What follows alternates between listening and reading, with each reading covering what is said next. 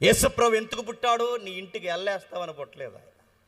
యేసుప్రభు ఎందుకు పుట్టాడు? కొత్త బట్టలు వేసుకుని ఊరు వాడ సందడని తిరుగుతాను పుట్టలేదు. చాలా క్లియర్ స్టేట్మెంట్ ఉందో చూడండి, చాలా నేరుగా స్టేట్మెంట్ ఇచ్చాడు చూడండి. ఎందుకు పుట్టాడంటే తన ప్రజలను వారి పాపముల నుండి ఆయన రక్షించుటకు పుట్టాడు. అదే ఆయన ప్రాజెక్ట్. ఆయన భూమి మీదకి రావడానికి కారణం ఏంటి? తన ప్రజలను వారి పాపముల నుండి విడిపించడానికి. కానీ ఈరోజు క్రిస్మస్ అంటే మనకి పాపాన్ని వదిలి క్రీస్తుని వెంబడించాలన్న ఆ వ్యూ మనకు అర్థమవుతుందా?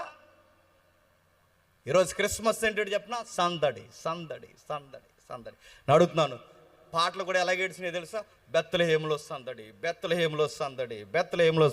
ఈ పాట రాష్ట్రాలను అడగాలనిపిస్తుందని నాకు వాళ్ళు ఎవరో తెలియదు, కానీ ఒకవేళ ఈ లైవ్లో ఉంటే అడుగుతున్నాను, అసలు బెత్లెహేములో సందడిని బైబిల్లో చూపించండి. బెత్లెహేములో సందడి ఉందా? మరియమ్మకి నిండు సోలాలకి స్థలం దొరకలేదా?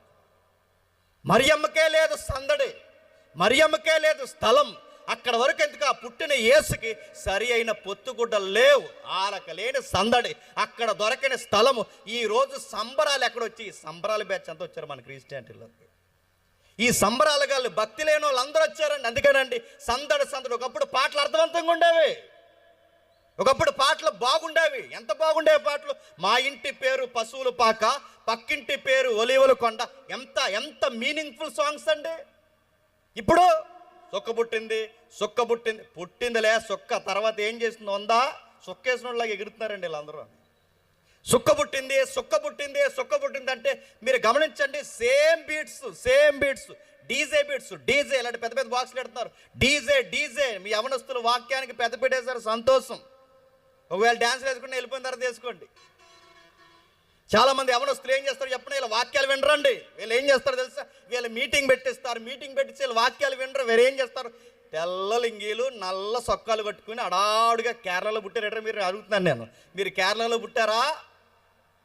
తెల్ల లింగీలు నల్ల సొక్కాలు వేసుకుని ఒక్కడ చేతుల్లో బైబిల్ ఉండదండి, అలా తిరుగుతారు. ఈ సోగ్గాలు వీళ్ళ సోగు జీవించుకోవడానికి తప్ప వీళ్ళ క్రిస్మస్లో ప్రభుని జీవించడానిక? పాటలకు అర్థాలు లేవు. సుక్క పుట్టిందని డీజే దడ డీజే పెడుతున్నాను. అడుగుతాను, ఈ సుక్క డీజే ఏంటంటే మాకు ఎక్కడో ఏదో గుర్తొస్తుంది. ఆ బయట వేస్తారు సంబరాల్లో పిక్క జీడి పిక్క జీడి పిక్క అని. అక్కడ పిక్క, ఇక్కడ సుక్క. Same DJ, same tune. అందుకంటున్నాను, క్రిస్మస్ అందం పోయింది, క్రిస్మస్ సౌందర్యం పోయింది, క్రిస్మస్ మీనింగ్ మార్చేశారు. మన పెద్దలే అందంగా చేశారే క్రిస్మస్. మన ముందడి తరాలు చదువు లేని ప్రాంతాల్లో క్రిస్మస్లు చేస్తే ఒక మరియమ్మ, ఒక యోసేపు, ఒక గొర్రెల కాపరి, ఇలా జ్ఞానులు వాళ్ళకి కొన్ని నాటికలు ఇచ్చి ఆ డెమో వాళ్ళకు చూపిస్తే చదువు లేని ఆ రోజుల్లో మరియమ్మ ఇంత బాధపడిందా, యోసేపు ఇంత కాపాడా, ఇదిగో జ్ఞానులు ఇలా వచ్చారా, ఇలా జరిగిందా యేసు పుట్టుకాని. ఆ రోజు నాటకాల ద్వారా ప్రజలు వాక్యం నేర్చుకున్నారు. ఇప్పుడు యాక్టర్లు ఎక్కువైపోయారు. ఇప్పుడు ఆవిడెవరో డ్యాన్స్ చేస్తుంది, తెగేసేస్తుంది. ఆ డ్యాన్స్ చూస్తున్నప్పుడు ఈ టిక్ టాక్లు ఎక్కువైపోయినాయండి. మనకి డ్యాన్స్ చేస్తున్న అన్యులు ఎంత నవ్వుతున్నారండి. యేసు ప్రభు పేరు మీద వేస్తున్న ఎవరో అమ్మాయి, పాస్టర్ గారు అమ్మాయి అనుకుంటాను, ఎంత దారుణంగా చిన్న పిల్లలు వేసారంటే ముద్దండి. చిన్న పిల్లలు చిన్న డ్యాన్స్ వేసారంటే ముద్దండి. పెద్దల్లాగా ఉన్నవాళ్ళు, ఇంత దొన్నల్లాగా ఉన్నవాళ్ళు డ్యాన్స్ చేస్తే ముద్దా?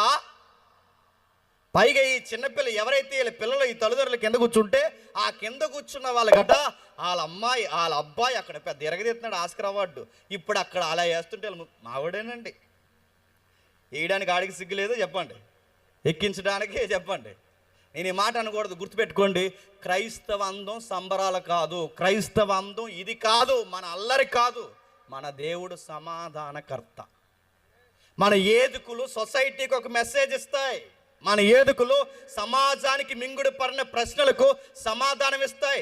ఈ రోజుకి జుట్టు పెట్టి పీక్కుంటున్న ఈ సైన్స్ ప్రపంచానికి, లేదా ఈ చరిత్ర ప్రపంచానికి, ఈ రోజుకి లాజిక్ అడుగుతున్న ఈ ప్రపంచానికి రీజనబుల్ లాజిక్ ఏంటో చెప్పే ఒక మెసేజ్ మన క్రిస్టియన్ వేదికలే ఇస్తాయి. అలాంటిది మనమే ఆన్సర్ చేయగలం, మనమే చెప్పగలం. అలాంటి వేదికలు ఇవి దేవుని వేదికలు, క్రిస్మస్ వేదికలు. కానీ చెప్పట్లేదు.